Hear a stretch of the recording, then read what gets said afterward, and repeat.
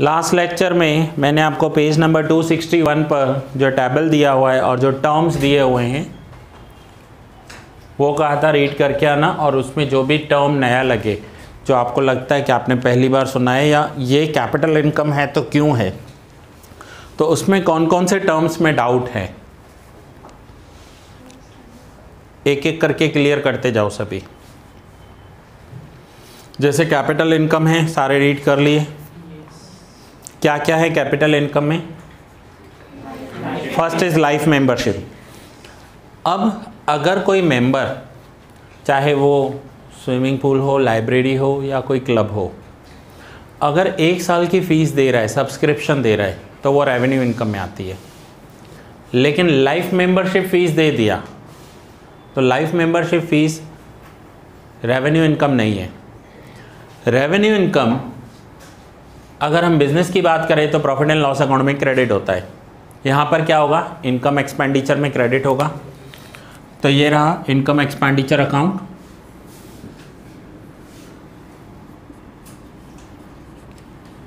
Income and expenditure account, debit credit, सारे incomes जो होंगे वो क्रेडिट हो जाएंगे एंड जो एक्सपेंसेस होंगे वो डेबिट हो जाएंगे। तो यहाँ पर जो इनकम्स क्रेडिट होते हैं ना, ये होते हैं रेवेन्यू इनकम। रेवेन्यू इनकम यानी रेगुलर इनकम, जैसे सब्सक्रिप्शन रिसीव्ड रेवेन्यू इनकम है। और जो एक्सपेंसेस होंगे ना वो यहाँ पर डेबिट होंगे, रेवेन्यू एक्सपेंसेस। नाउ इसके साथ ही बैलेंस शीट भी बनती है इसमें।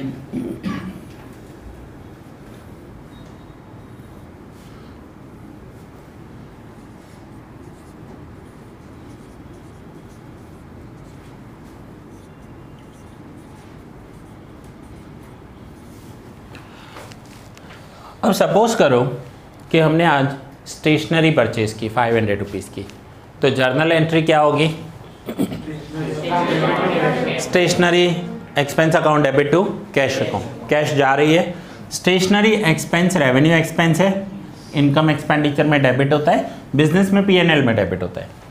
ओके, बट आज हमने मशीन परचेज की 5000 रुपीज़ की, तो जर्नल एंट्री होगी machine account debit to cash account.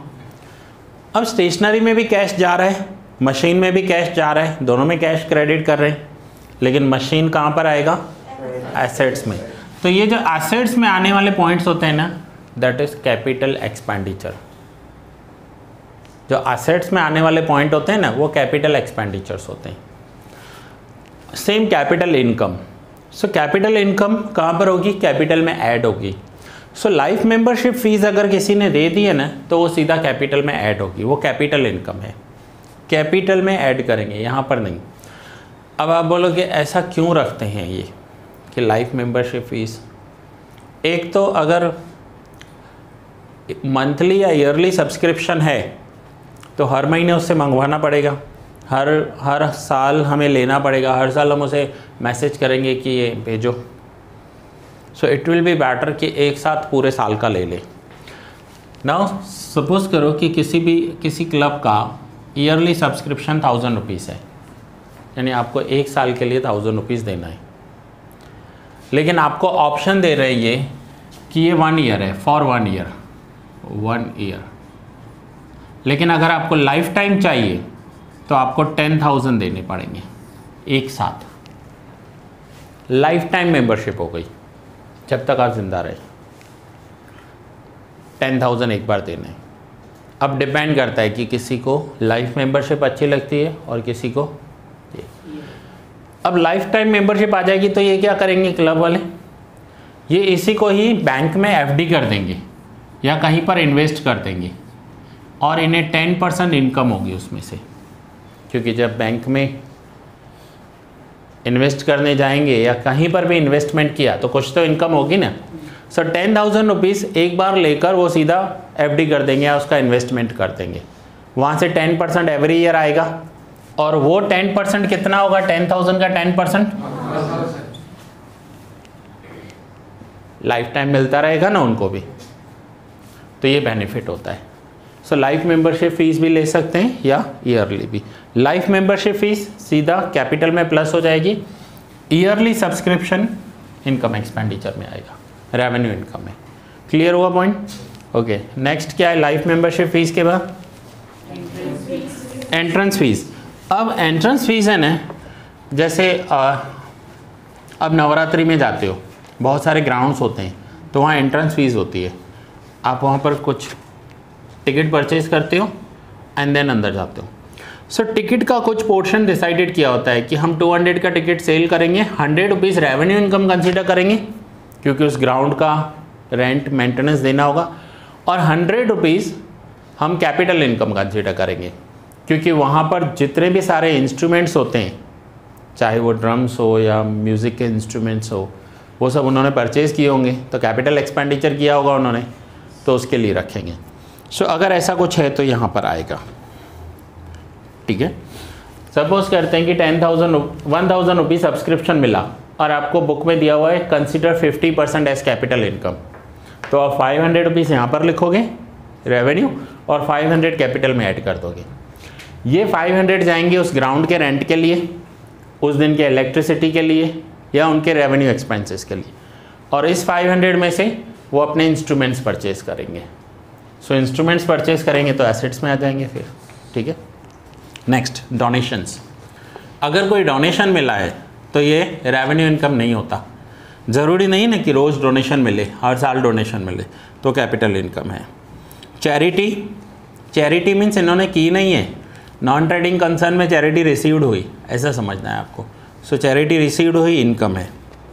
Legacy कल क्लियर किया था मैंने आपको लास्ट लेक्चर में कि किसी की विल में जो पैसा मिलता है उसे लेगेसी कहते हैं। Donation for a specific purpose. अब कई बार ये देखा गया है कि एक ट्रस्ट में जो डोनेशंस मिलते हैं ना, उसके बहुत सारे रीजंस होते हैं। तो आप अपना डोनेशन किस काम के लिए देना चाहते हो वो आप बता सकते हो। सपोज़ करो एक स्कूल डोनेशन ले रहा है, उन्हें बिल्डिंग भी बनवानी है, उन्हें पुअर स्टूडेंट्स को हेल्प भी करनी है एंड ब्रिलियंट स्टूडेंट्स को प्राइज़ भी देने हैं। तो आपके सामने 3 ऑप्शन है कि आपने स्कूल को 5,000 रुपीज़ दिया, लेकिन वो बिल्डिंग फंड में यूज़ करें, यानी वो पैसा बिल्डिंग कंस्ट्रक्शन में यूज़ होगा स्कूल के, या वो पुअर स्टूडेंट्स की फ़ीस के लिए यूज़ किया जाए तो फिर उसमें यूज़ होगा। And third option, brilliant students को प्राइज़ देने के लिए यूज़ हो। अगर आपने कहा कि मुझे कोई फ़र्क नहीं पड़ता, किसी में भी यूज़ कर लो आप, तो फिर वहाँ जहाँ उन्हें शॉर्टेज होगी ना, वहाँ पर यूज़ करेंगे उसे। तो ऐसे बहुत सारे काम होते हैं। सेम जब आप अमृतसर जैसे टेंपल में जाते हो तो वहाँ पर भी आप डोनेशन देते हो, तो आपको ऑप्शंस मिलते हैं कि ये पैसा आपका लंगर में यूज़ किया जाए, टेंपल के रिकन्स्ट्रक्शन या मेंटेनेंस में यूज़ किया जाए। इतना बड़ा मंदिर है, गुरुद्वारा है, तो वहाँ पर इलेक्ट्रिसिटी का ही बिल उनका लाखों में आता होगा, तो उसके लिए यूज़ किया जाए। या फिर इसमें से जो उनके स्कूल्स चलते हैं, अनाथ आश्रम चलते हैं, उसमें यूज़ किया जाए। तो ऐसे आपको 5-7 ऑप्शंस देते हैं वो लोग। अगर आपको कुछ भी नहीं करना है, आपको लगता है उन्हें जहाँ शॉर्टेज हो वहाँ यूज़ कर ले, तो आप जनरल ऑप्शन सेलेक्ट कर लो, फिर जहाँ ज़रूरत होगी वहाँ फ़ंड चला जाएगा। बट आपने कहा लंगर में पहले से ही 500 करोड़ पड़े हैं, तो आपके वहाँ पड़े रहेंगे जब तक आपका फिर अमाउंट का नंबर आए। सो ये भी होता है कभी। So donations for a specific purpose अगर दे रहे हो तो वो उस डोनेशन का कैपिटल इनकम है। Sale of assets always capital income होता है। कैपिटल फंड ये भी कैपिटल इनकम में आता है।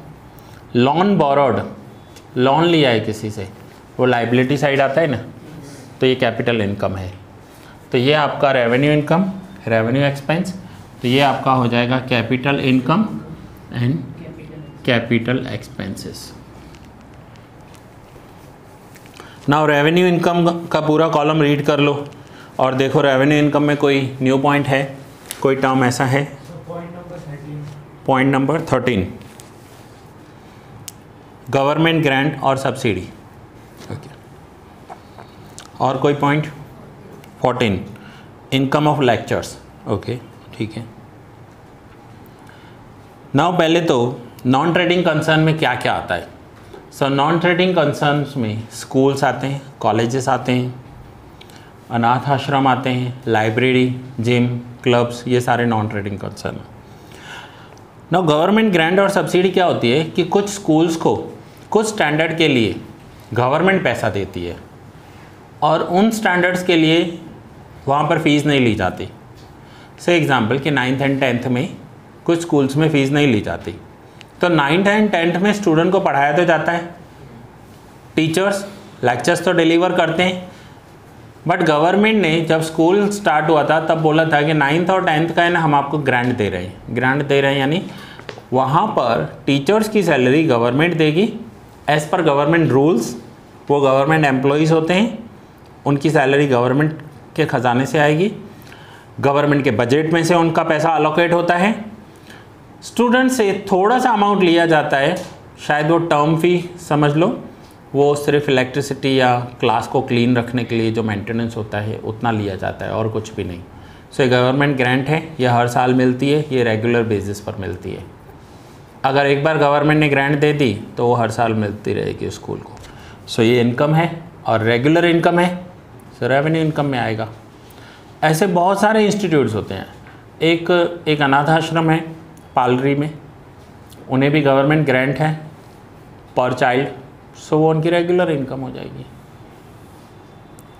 ठीक है, क्लियर हो गया। Now 14 incomes of lectures. अब जैसे कि एजुकेशनल इंस्टीट्यूशंस यहाँ पर आते हैं, सो एजुकेशनल इंस्टीट्यूशंस में मैं ट्यूशन क्लासेस की बात नहीं कर रहा हूँ, मैं स्कूल एंड कॉलेजेस की बात कर रहा हूँ।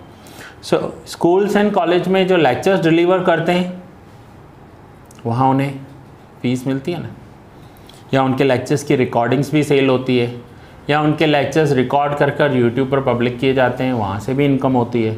सो कोई भी लेक्चर डिलीवर्ड किया है और उसकी इनकम हो रही है, that is income from lectures. Regular income है ये उनकी। एजुकेशनल इंस्टीट्यूशंस की लेक्चर्स में से होने वाली इनकम रेगुलर इनकम में आती है। और कुछ रेवेन्यू इनकम क्लियर हो गया। नाउ कैपिटल एक्सपेंडिचर्स वाला पॉइंट देख लो, कॉलम देख लो पूरा।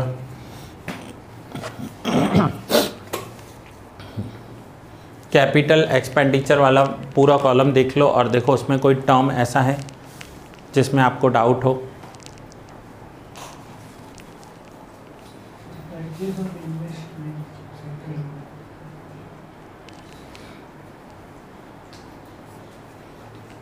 Purchase of investment. इन्वेस्टमेंट कहाँ पर आते हैं बैलेंस शीट में? Asset side. तो यहाँ पर लिखूँ मैं इन्वेस्टमेंट, तो क्या हो गया? यहाँ पर कैपिटल एक्सपेंडिचर।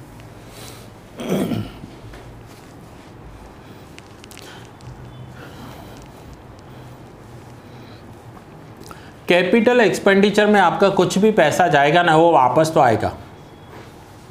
मशीन ली, मशीन यूज़ करोगे लॉन्ग टर्म, फिर जब वो पैसा आएगा थोड़ा सा कम होकर आएगा, डेप्रिशिएट होकर आएगा। व्हीकल लिया आपने, 5 लाख की कार ले ली, यहाँ पर लिखोगे कार, कैपिटल एक्सपेंडिचर है। जब बेचोगे 1 लाख 2 लाख 3 लाख कुछ तो मिलेगा, तो ये कैपिटल एक्सपेंडिचर है। सेम इन्वेस्टमेंट्स जो हैं वो कैपिटल एक्सपेंडिचर्स में आते हैं। इन्वेस्टमेंट से एग्जांपल आपने शेयर्स ले लिए किसी कंपनी के, तो कभी क्या होगा कि शेयर्स की वैल्यू इंक्रीज होकर पैसा आएगा, कभी डिक्रीज होकर भी पैसा आएगा। ठीक है, तो that is called investment. Point 3। Okay, new building बनवाई, तो न्यू बिल्डिंग बनवाने का कोई भी एक्सपेंडिचर हो वो तो लैंड एंड बिल्डिंग अकाउंट में जाएगा ना। यहाँ पर है ना, जब हम बिल्डिंग को कलर करवाते हैं, न्यू बिल्डिंग को कलर करवाते हैं तो कलर एक्सपेंस में आता है, मीन्स न्यू बिल्डिंग जनरेट हो रही है, कंस्ट्रक्ट हो रही है, उसके लिए तो वो एसेट्स हैं। फिर अगर वही कलर हम ईयरली बेसिस पर करवा रहे हैं हर साल, तो वो फिर रिपेयर्स एंड मेंटेनेंस में आता है। ये पॉइंट पहले भी कवर की हुई है। समझो आपने आज सीमेंट मंगवाया, ठीक है, और उस सीमेंट से आप अपना फर्स्ट फ्लोर कंस्ट्रक्शन करवा रहे हो, आपके पास ग्राउंड फ्लोर है, फर्स्ट फ्लोर कंस्ट्रक्शन करवा रहे हो, that is your capital expenditure, क्योंकि यहाँ पर आपका एसेट्स इंक्रीज हो रहा है। लेकिन उसी सीमेंट में से आपकी जो आउटर वॉल थी वो डैमेज हो गई है, उसे थोड़ा सा आपने रिपेयर कर दिया, सो रिपेयरिंग करने के बाद क्या होगा, वो तो रिपेयर हो गई तो रिपेयर एंड मेंटेनेंस में जाएगा वो एक्सपेंस। सो देखो सेम सीमेंट यूज़ हो रहा है फ्लोर के लिए तो वो कैपिटल एक्सपेंडिचर है, और वही रिपेयरिंग के लिए यूज़ हो रहा है तो रिपेयर्स एंड मेंटेनेंस है एक्सपेंडिचर में आएगा, रेवेन्यू एक्सपेंडिचर में। एसेट्स की एफिशिएंसी इंक्रीज करने के लिए, समझो हमारे पास आज से 5 साल पहले ली हुई कोई एसेट्स है, लेकिन वो एसेट्स अब पुरानी हो गई है, हमें उसके ऊपर थोड़ा सा खर्चा करना है तो उसकी एफिशिएंसी इंक्रीज हो जाएगी। एग्जांपल लेते हैं, सपोज करो 5 साल पहले 10,000 का सोफ़ा लिया था, एक सोफ़ा सेट लिया था ऑफिस में, क्लाइंट्स आते हैं बैठने के लिए, लेकिन अब उसका जो कवर है और उसमें जो फॉर्म होता है वो ख़राब हो गया है, चाहे वो कवर फट गया है ऊपर का या फॉर्म के ऊपर 2-3 बार चाय गिरी, कॉफ़ी गिरी, ख़राब हो गया है। अब हमारे पास 5 साल पुराना है, हमारे पास 2 ऑप्शन है। ऑप्शन नंबर 1, हम रिप्लेस कर दें, इसको बेच दें और नया ले लें, बट आज उसकी वैल्यू 20,000 हो गई है और इसे बेचेंगे तो 5,000 भी नहीं मिलेंगे। एंड ऑप्शन नंबर 2, हम उसका फॉर्म एंड कवर चेंज करवा दें, ये होता है, ठीक है, और वहाँ पर हमें 2,000 रुपीज़ का एक्सपेंडिचर होगा। अब क्या करना चाहिए, पुराना 10,000 में लिया था, 5,000 भी नहीं मिलेंगे मार्केट में, या 5,000 मिल रहे हैं, वो 5,000 में बेचकर 20 का न्यू ले लें, या उसके ऊपर 2,000 का एक्सपेंस करके उसका कवर चेंज कर दें तो वो नया ही हो जाएगा। बाहर से तो कवर ही दिखता है ना, अंदर तो चलते हैं। सो दैट इज़ एफिशिएंसी इंक्रीज हो गई। दूसरा एक एग्जांपल दूं, पूल टेबल होता है ना, पूल टेबल, जब उस पर खेलते हैं पूल टेबल, सो उसका कवर एक टाइम के बाद फट जाता है और वो बहुत एक्सपेंसिव होता है, बट टेबल से एक्सपेंसिव नहीं होता है। सो आपने अगर ऐसा पूल टेबल लिया है 5 साल पहले, अब उसका कवर फट गया है, तो आप कवर चेंज करवाओगे या पूरी टेबल चेंज करोगे? कवर नहीं, ऐसा नहीं करोगे आप। डिपेंड करता है आपकी फाइनेंशियल कंडीशन पर। अगर आप मिडिल क्लास से बिलोंग करते हो तो आप कवर चेंज करवाना प्रेफर करोगे, लेकिन अगर आप rich and super rich category से बिलोंग करते हो, बोलोगे 3-4 लाख का ही तो टेबल आता है, जाने तो इसको स्क्रैप में नया ले लेते हैं। होता है ना, आपके पास कार है, आप पार्किंग में रिवर्स ले रहे थे और मिस्टेकन आपने अपनी ही कार को दीवार पर ठोक दिया, तो क्या करोगे? एक ऑप्शन है कि उसे रिपेयर करवाओ, 10-15 हज़ार का खर्चा आएगा। दूसरा ऑप्शन है उस कार को भले लिए हुए आपको 1 साल भी नहीं हुआ है, 10 लाख रुपीज़ की थी, बेचोगे 5 लाख रुपए मिलेंगे, कल नहीं आ जाएगी। सो रिच सुपर रिच का माइंड क्या करेगा कि ये नहीं चाहिए, इसको स्क्रैप करो, नहीं लेकर आओ। और मिडिल क्लास क्या सोचेगा? रिपेयर करवा लेते, इंश्योरेंस क्लेम कर लेते। सो डिपेंड करता है, ठीक है। चलो, सो एसेट्स की एफिशिएंसी इंक्रीज कैसे होती है, क्लियर हो गया।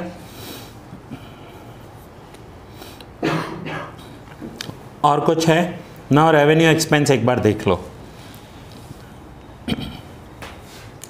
रेवेन्यू एक्सपेंडिचर्स देख लो एक बार। ये रेगुलर एक्सपेंडिचर्स हैं सारे।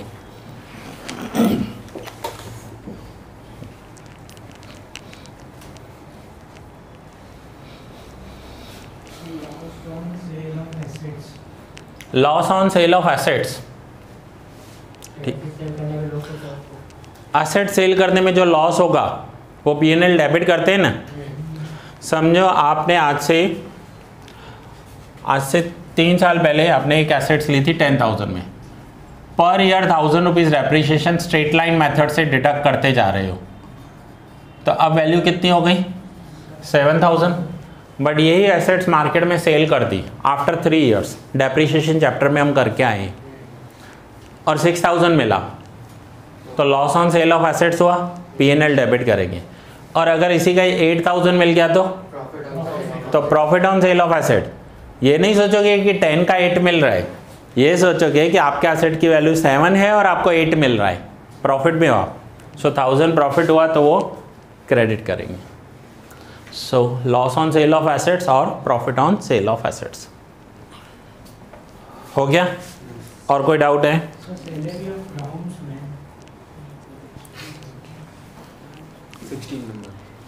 सैलरी ऑफ ग्राउंड्समैन, कई बड़े ग्राउंड होते हैं, जैसे कि नियर बाय में क्रिकेट की ट्रेनिंग दी जाती है, पता है आपको? हाँ हाँ, वहाँ भी हो सकता है, या इवन प्रोफेशनल ट्रेनिंग दी जाती है, तो उनके लिए ग्राउंड सबसे ज़्यादा इम्पॉर्टेंट होता है और उस ग्राउंड को मेंटेन करना पड़ता है। अब ग्राउंड को सपोज करो बारिश हो गई, बारिश में ग्राउंड तो यूज़ नहीं करेंगे, बट वहाँ पर अननेसेसरी प्लांट आ जाते हैं, उसे फिर काटना पड़ता है क्योंकि प्लेयर खेलेंगे कैसे। सो मेंटेन करना पड़ता है ग्राउंड को एनी हाउ, तभी तो वो खेल पाएंगे। तो वहाँ पर जो बच्चे जाते हैं उनसे वो फीस चार्ज करते हैं और प्रोफेशनल हैं, ये भी समझो क्लासेस हैं। हमारा क्लास छोटा सा है, उनका बड़ा ग्राउंड होता है, वहाँ पर क्रिकेट खेलते हैं। सो वो भी कोचिंग प्रोवाइड कर रहे हैं और ग्राउंड का जो मेंटेनेंस होगा उनका एक्सपेंडिचर होगा ना, किसी न किसी को तो अपॉइंट किया होगा ना ये काम करने के लिए कि ग्राउंड को मेंटेन करो, तो ground maintenance expenses, revenue. Entertainment program expense,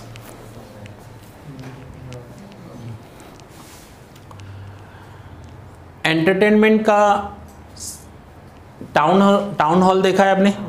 वहाँ पर बहुत सारे एंटरटेनमेंट के प्रोग्राम्स होते रहते हैं। सो वो टिकट लेते हैं, सो टिकट जो है वो उनकी रेवेन्यू इनकम है, और उन जो भी वहाँ पर परफॉर्म करते हैं उन्हें कुछ पैसा दे रहे हैं या उनके लिए कुछ खर्च कर रहे हैं। सो एंटरटेनमेंट एक्सपेंस हुआ। रेगुलर इनकम रेगुलर एक्सपेंस है। टाउन हॉल का काम क्या है? रोज़ वहाँ पर कुछ ना कुछ प्रोग्राम्स होते ही रहते हैं, फंक्शंस होते ही रहते हैं। सर ये जो आपने बताया loss on sale of assets, तो सर ये कैपिटल एक्सपेंडिचर में नहीं आना चाहिए, क्योंकि हम एसेट्स तो आगे तो सेल करेंगे नहीं। देखो यहाँ पर मशीन 7000 की 7000 में सेल की, तो हम एंट्री करेंगे cash account debit to machine account, ठीक है, यही एंट्री होगी। लेकिन अगर 7000 की मशीन 6000 में सेल हुई तो उसकी एंट्री कैसे करते हो आप?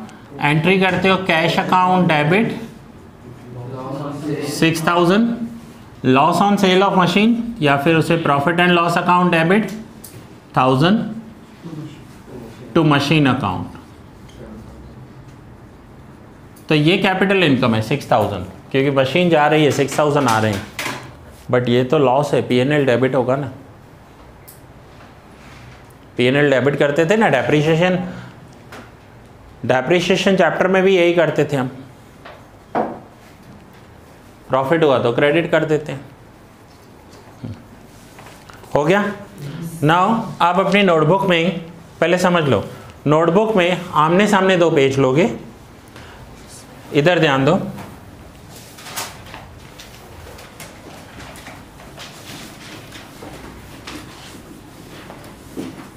नोटबुक में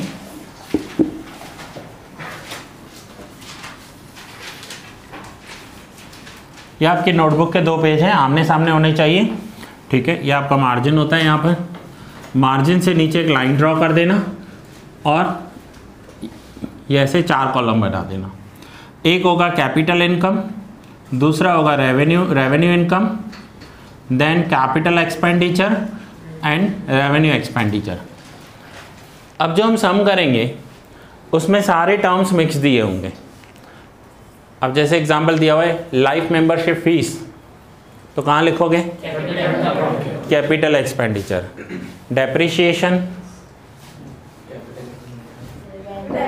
रेवेन्यू एक्सपेंडिचर। सो ऐसे सब दिए हैं अलग अलग टर्म्स, और आपको 4 अलग अलग, जैसे अभी किया है हमने, अभी जो मैंने आपको एक्सप्लेन किया ऐसे कॉलम्स थे ना, वैसे 4 कॉलम बना हुआ, आमने सामने रखना इजी होगा। तो ऐसे कॉलम्स बनाओ। हाँ सम्स है ना, फाइनल अकाउंट है पूरा।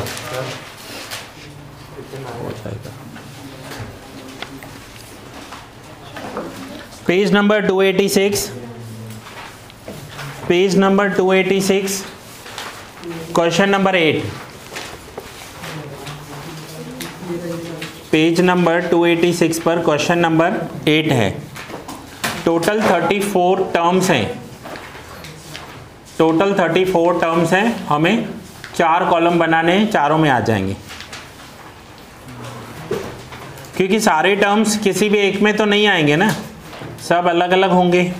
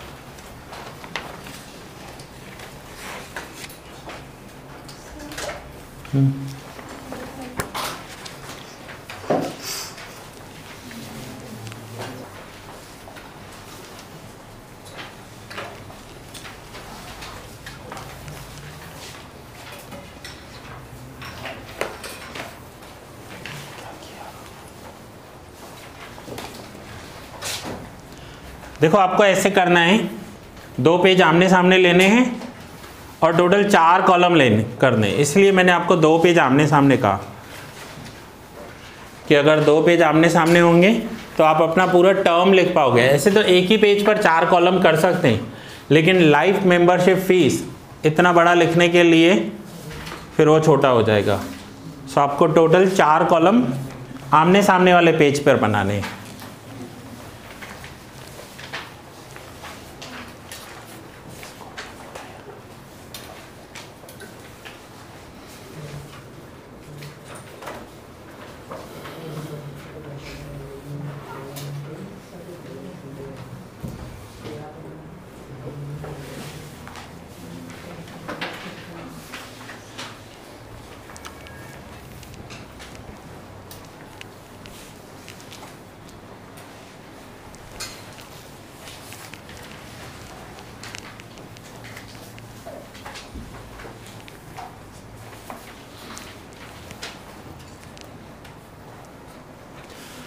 एक में आपको लिखना है capital income, then revenue income, capital expenses and revenue expenses.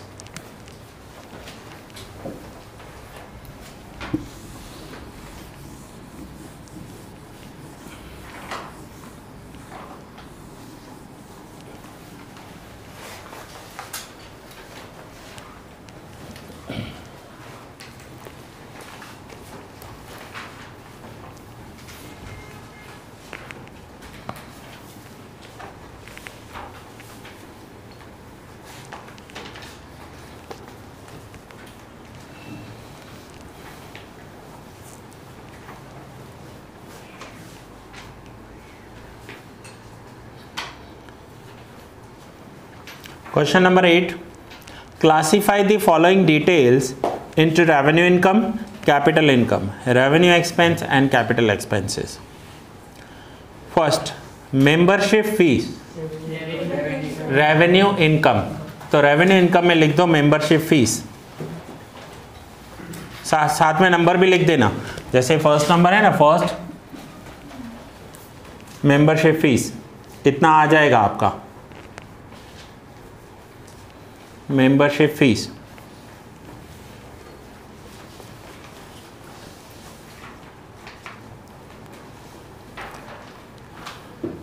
Second, prize fund. Prize fund capital income होती है, कैपिटल इनकम होती है।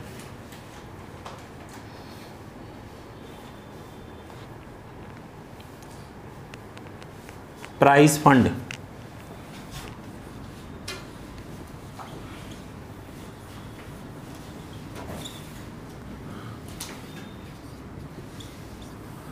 ये प्राइस हम रेट के लिए यूज़ करते हैं। किसी से जाते हैं ना कि प्राइस क्या है, आपने पूछा इस ड्रेस का प्राइस क्या है, ये यूज़ करते हैं। ये प्राइस यानी हाँ इनाम, यस, जो फर्स्ट आता है उसे कोई प्राइस दिया जाता है, that is so price fund. किसी भी टाइप का कोई भी प्राइस फंड कहीं पर भी पड़ा है सो वो कैपिटल इनकम है। अब स्कूल में प्राइजेस देने के लिए फर्स्ट से लेकर 12th स्टैंडर्ड तक जितने भी बच्चे हैं, चाहे वो फर्स्ट जो भी टॉप करते हैं क्लास में, उन्हें प्राइजेस दिए जाते हैं। अब उसका टोटल एक्सपेंडिचर सपोज करते हैं 1000 रुपीज़ है, बट अलग अलग पेरेंट्स ने, पॉलिटिकल पार्टीज़ ने या रिच सुपर रिच कैटेगरी के लोगों ने स्कूल को डोनेशन दिया है और 1000 रुपीज़ टोटल एक्सपेंडिचर है और ऐसे 1000 देने वाले 5 लोग आ गए, तो स्कूल मना तो नहीं करेगा ही ना कि नहीं चाहिए हमें डोनेशन ले लेंगे वो, लेकिन फिर उसे नेक्स्ट ईयर यूज़ करेंगे। ऐसा भी हो सकता है ना कि इस साल 5 अलग अलग पर्सन्स आए देने के लिए, 1000 5000 हो गया, और नेक्स्ट ईयर कोई आया ही नहीं तो अभी वाला जो फंड पड़ा है ना उसमें से यूज़ करेंगे। So that is called prize fund, capital income है। Third, life membership fees, capital income. So capital income number 3, capital income में लिखोगे life membership fees.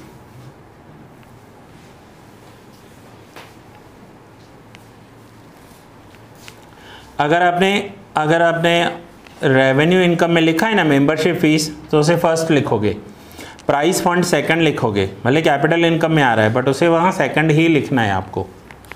Number book के यूज़ करने, आपका अपना सीक्वेंस यूज़ नहीं करना है, बुक का नंबर यूज़ करना है वहाँ पर।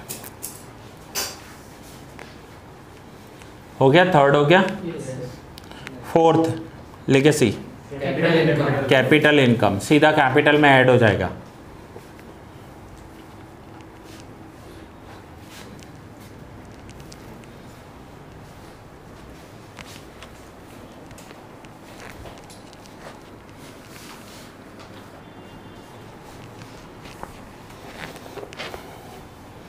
Fifth, donation, capital income.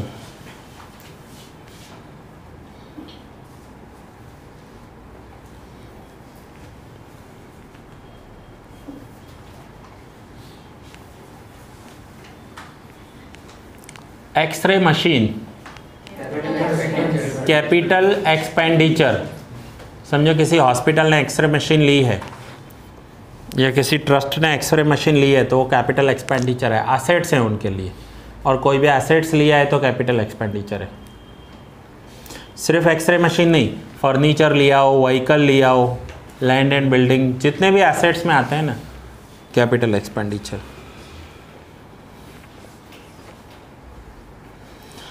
Investment of price fund, capital expenditure. किसी भी टाइप का इन्वेस्टमेंट कैपिटल एक्सपेंडिचर।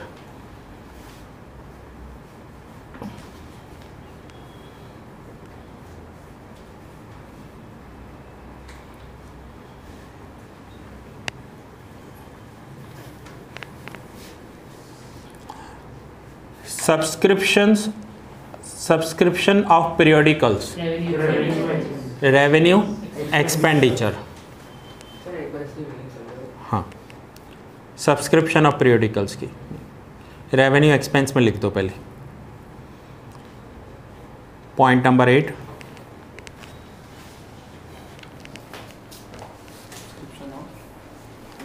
क्वेश्चन देखना।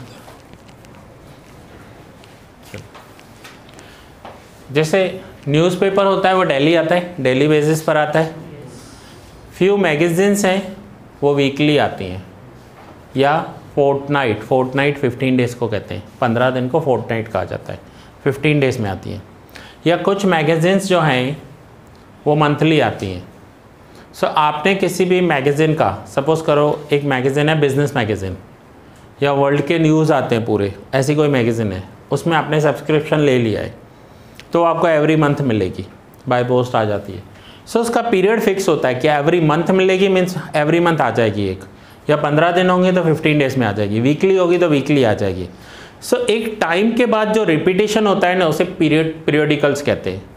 सो पीरियडिकल वर्ड मैगजीन्स के लिए यूज़ किया जाता है वैसे तो, क्योंकि एक पर्टिकुलर टाइम के बाद वो रिपीट होते हैं। सो चाहे वो न्यूज़पेपर हो या मैगजीन्स हो, उसे पीरियडिकल्स कहेंगे। और उसका जो पैसा दिया जाता है ना वो एक्सपेंस होता है, और वो रेगुलर देना पड़ेगा। सो that is revenue expenditure. Revenue expenditure लिखा ना आपने? क्लियर हो गया term? Next, annual day expenditure, revenue expenditure. Annual day every year मनाया जाता है ना, तो एवरी ईयर रेगुलर एक्सपेंस है, फिक्स है, होने वाला ही है।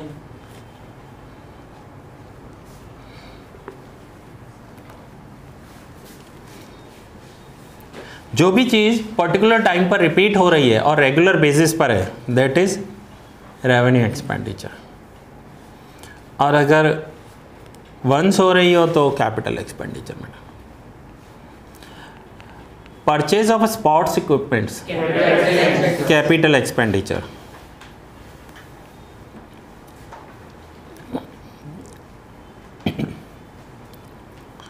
Purchase of sports equipments, capital expenditure.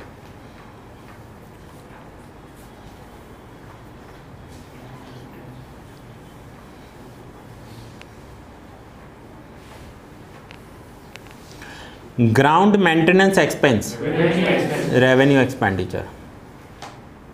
Ground maintenance expense, revenue expense.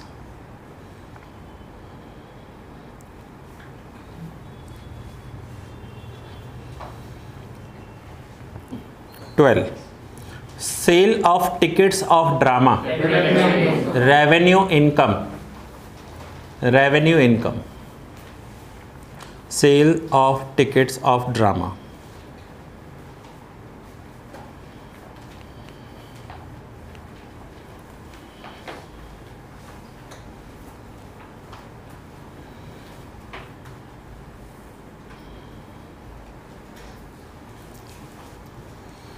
Expense of drama, revenue expense, regular होगा, revenue expenditure.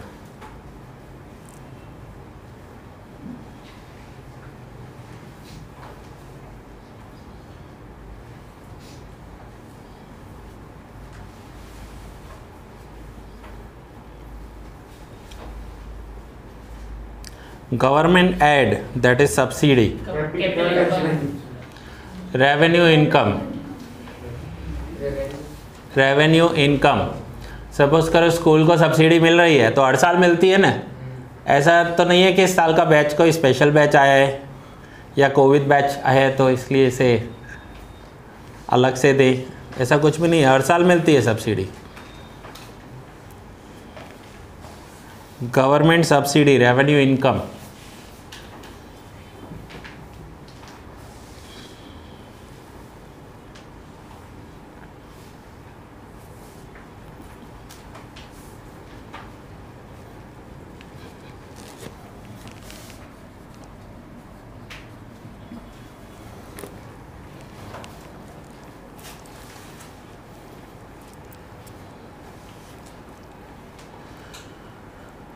Rent of locker, revenue income.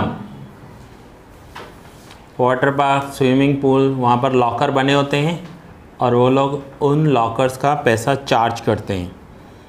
So rent of locker, revenue income.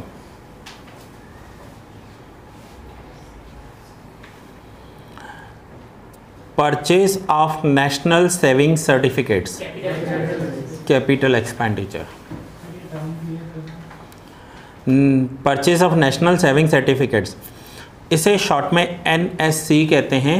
ये आप अपनी government को पैसा उधार देते हो, that is called NSC, national saving certificates, वो परचेज की।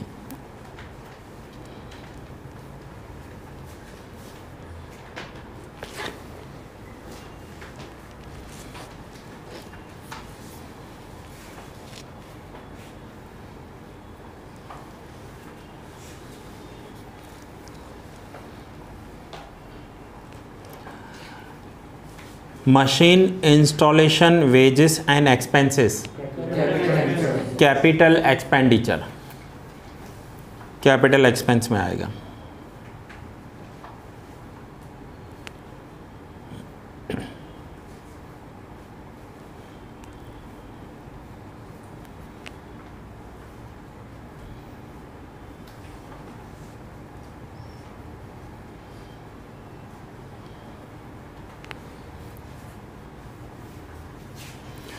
Annual meal expense, revenue expense, revenue expenditure में आएगा एनुअल मील एक्सपेंस।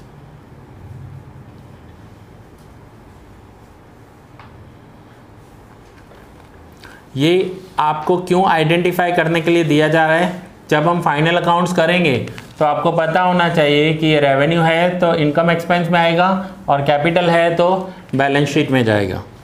और टर्म्स न्यू हैं, वैसे तो आपके टर्म्स क्लियर हैं, टर्म्स इसलिए क्लियर हैं आप फाइनल अकाउंट पहले करके आए हो, बट इसमें कुछ न्यू टर्म्स आ रहे हैं।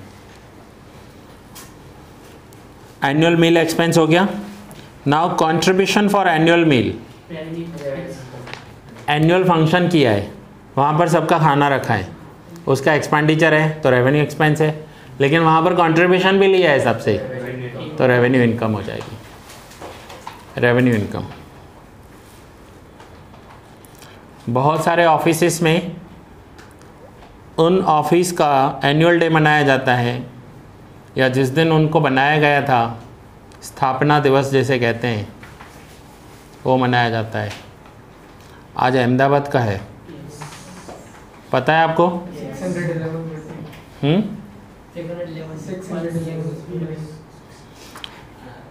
अहमदाबाद का बर्थडे है आज, आज अहमदाबाद बनाया गया था।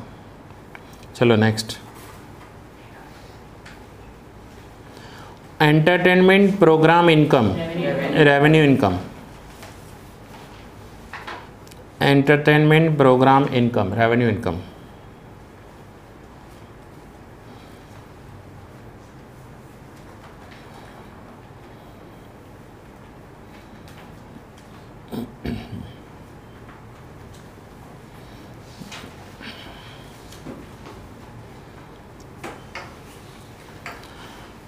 Annual function expenses, revenue expenses. Annual function regular होता है, एवरी ईयर होता है, सो रेवेन्यू एक्सपेंस।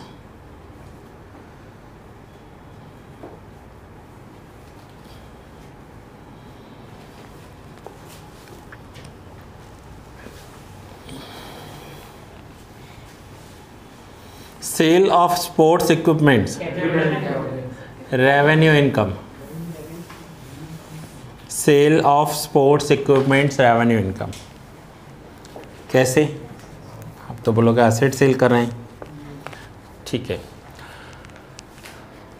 एक कॉलेज के लिए लेक्चर्स की इनकम कौन सी होगी? Revenue income.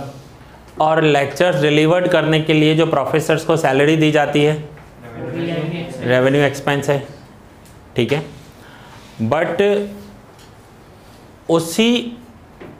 उसी कॉलेज में से ऐसा कुछ है जो सेल हो रहा है, समझो कैंटीन है वहाँ पर, अब उस कैंटीन में रोज़ स्टूडेंट्स आते हैं और फूड सेल होता है, क्या होगी वो इनकम?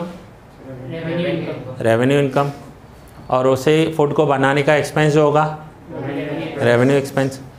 अब सेम ऐसे एक क्रिकेट का एजुकेशन देने वाला इंस्टीट्यूट है, वो इंस्टीट्यूट की जो इनकम है, जो वो फीस चार्ज करते हैं, दैट इज़ रेवेन्यू इनकम। और अपने ही बच्चों को वहाँ से किट भी देते हैं, किट देते हैं, उसका पैसा चार्ज करते हैं, फ्री में नहीं देते हैं, तो वो रेगुलर बेसिस पर होगी, दैट इज़ रेवेन्यू इनकम। तो ये वो वाला स्पोर्ट्स है, सेल ऑफ स्पोर्ट्स इक्विपमेंट्स।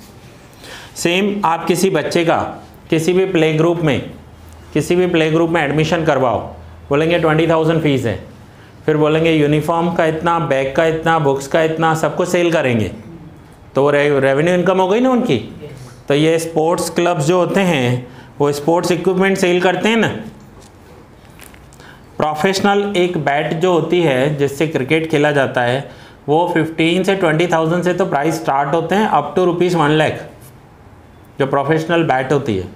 पूरी किट की बात करूं तो जो प्रोफेशनल प्लेयर खेलते हैं 10-10 लाख रुपए का किट होता है उनका। हेलमेट अलग टाइप का होता है, ग्लव्स होते हैं, पैड्स सब अलग होते हैं उनके और प्रोफेशनल होते हैं। ये सारे इक्विपमेंट्स उन्हें वहीं से ही प्रोवाइड किए जाते हैं। ये इनकम तो उनकी रेगुलर इनकम होगी ना, हर स्टूडेंट आएगा सीखेगा। ये वो वाला है sale of sports equipments. Purchase of billiard table capital expenditure. क्या होता है ये बिलियर्ड टेबल? पूल खेलने के लिए जो टेबल यूज़ की जाती है। Capital expenditure 23।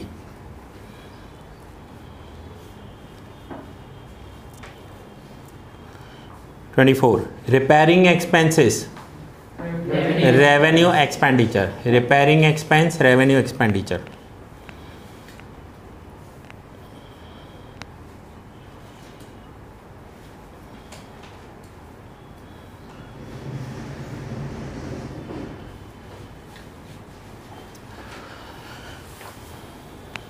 Entrance fees revenue income. दो जगह दी होगी आपको, दो साइड किया होगा टेबल। हाँ इंस्ट्रक्शन लिखा था। हाँ, एज पर इंस्ट्रक्शन लिखा है ना, तो अगर वो बुक में दिया होगा या जिस ऑर्गेनाइजेशन में आपका जॉब लगा ना तो वो आपको बता देंगे कि एंट्रेंस फीस का है ना 50% रेवेन्यू में लिखना, 50% कैपिटल में लिखना। यहाँ पर कुछ भी नहीं है तो फिलहाल रेवेन्यू कंसीडर करेंगे, क्योंकि 90% केसेस में एंट्रेंस फीस रेवेन्यू इनकम होती है। मूवी देखने जाते हो वो कुछ सेल करते हैं क्या आपको? नॉन ट्रेडिंग कंसर्न है ना, आपसे एंट्रेंस फीस तो चार्ज करते हैं ना। एंट्रेंस फीस क्या होती है? अंदर जाने का टिकट होता है, ठीक है। फिर जब आप अंदर बीच में इंटरवल आता है तो कुछ सेल करते हैं आपको, तो वो सेल क्या हुआ? उनका रेवेन्यू इनकम हुआ। ये भी तो नॉन ट्रेडिंग कंसर्न का एग्जाम्पल है ना। नॉन ट्रेडिंग कंसर्न के एग्जाम्पल में अंदर कैंटीन हर एक में होती है। अक्षरधाम के अंदर भी कैंटीन है, इसका मतलब वो बिजनेस नहीं कर रहे हैं, वो एक फैसिलिटी है। स्कूल या कॉलेज के अंदर भी कैंटीन होती है, इसका मतलब हम ये नहीं कहेंगे कि कॉलेज है ना वो प्रॉफिट मेकिंग ऑर्गेनाइजेशन हो गया या ट्रेडिंग करने वाला ऑर्गेनाइजेशन हो गया, ऐसा नहीं है। ट्रेडिंग वो एक फैसिलिटी है, बाकी मेन एम उनका कौन सा है? Non trading concern. Entrance fees हो गया। Expense to bring an old assets in operations capital expenditure. Capital expenditure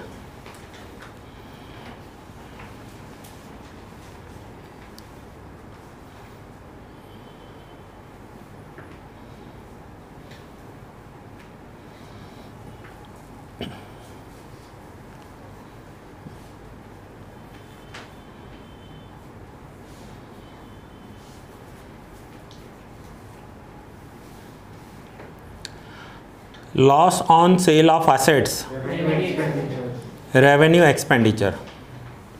Loss on sale of assets revenue expenditure.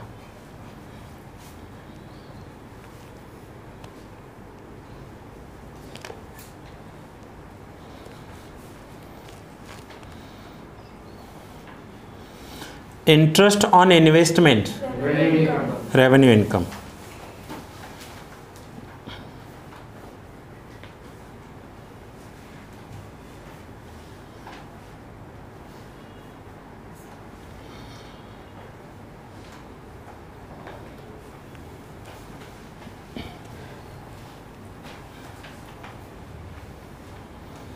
Canteen income revenue income.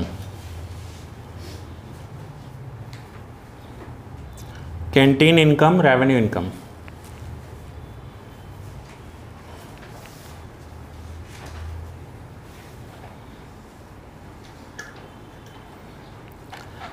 Depreciation of assets revenue expenditure. Depreciation of assets.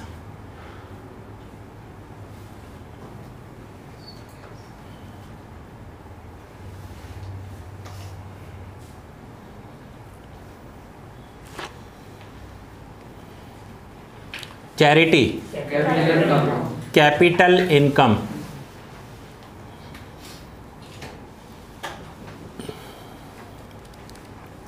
Charity capital income. Charity या donation एक ही बात हुई। यहाँ expense consider मत करना, final account में charity आए तो एक्सपेंडिचर होगा, यहाँ चैरिटी आए तो इनकम, क्योंकि हम ये कर किसका रहे हैं, नॉन ट्रेडिंग ऑर्गेनाइजेशन से, तो यहाँ चैरिटी इनकम हो जाएगी।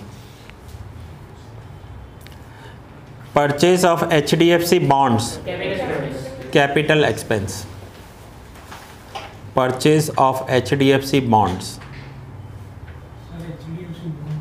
HDFC बॉन्ड्स मीन्स HDFC के शेयर्स परचेज किए।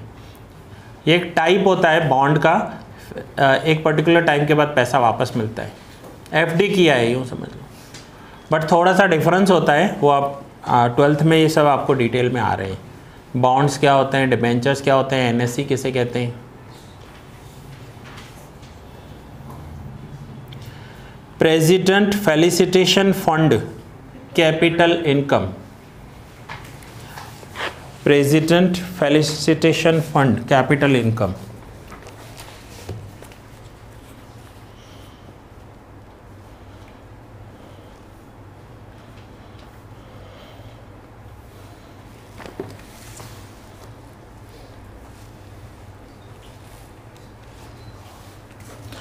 And president felicitation expense, revenue expense. क्यों करते हैं रेवेन्यू एक्सपेंस, जल्दी नहीं। हाँ, पेज नंबर 323,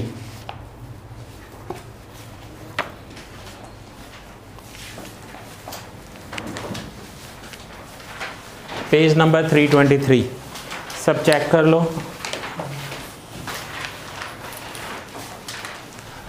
अब नेक्स्ट लेक्चर में हम सम स्टार्ट करेंगे। आज के लिए इतना ही करते हैं।